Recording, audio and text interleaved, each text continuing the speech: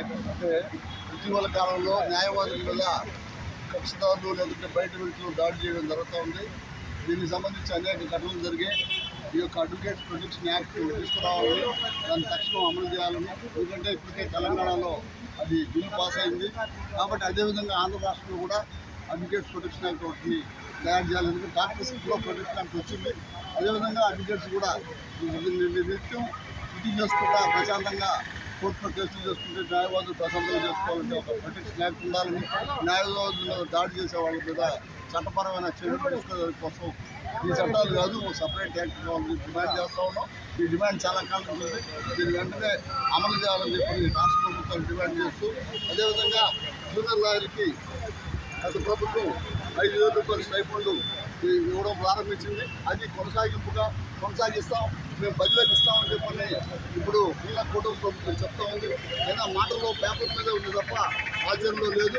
ఖచ్చితంగా జూనియర్ లాయర్లు ఈ వృత్తిలో కొనసాగాలంటే వాళ్ళకి 5 సంవత్సరాల పాటు కనీసం ఆర్థిక సపోర్ట్, ఫైనాన్షియల్ సపోర్ట్ ఉండాలి. కాబట్టి ఖచ్చితంగా వాళ్ళకి స్టైఫండ్ 10,000 రూపాయలు ప్రతి నెల ఇవ్వాలని చెప్పని మేము డిమాండ్ చేస్తా ఉన్నాం. ఇది కొత్తగా కాదు, ఎన్నికలప్పుడు తెలుగుదేశం వాళ్ళు చెప్పిన మాట ఇటీవల లోకేష్ బాబు కూడా చెప్పేది మేము అమలు చేస్తామని, దాన్ని వెంటనే అమలు చేయాలని.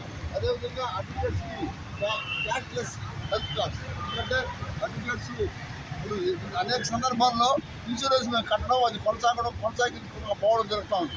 అటు కాకుండా ప్రభుత్వమే అడ్వకేట్స్కి హెల్త్ కార్డ్స్ ఇవ్వాలని, వాళ్ళ యొక్క ఆరోగ్యానికి సంబంధించి ప్రభుత్వం ఏ విధంగా అయితే చాలామందికి అనేక హెల్త్ కార్డ్స్ ఇస్తూ ఉన్నారో, ఆరోగ్యశ్రీ ఇప్పుడు పథకాలు కాకపోయినా అడ్వకేట్స్కి మాత్రం ఖచ్చితంగా హెల్త్ కార్డ్స్ ఇవ్వాలని చెప్పి, క్యాష్లెస్ హెల్త్ కార్డు ఇవ్వాలని చెప్పని డిమాండ్ చేస్తున్నాం.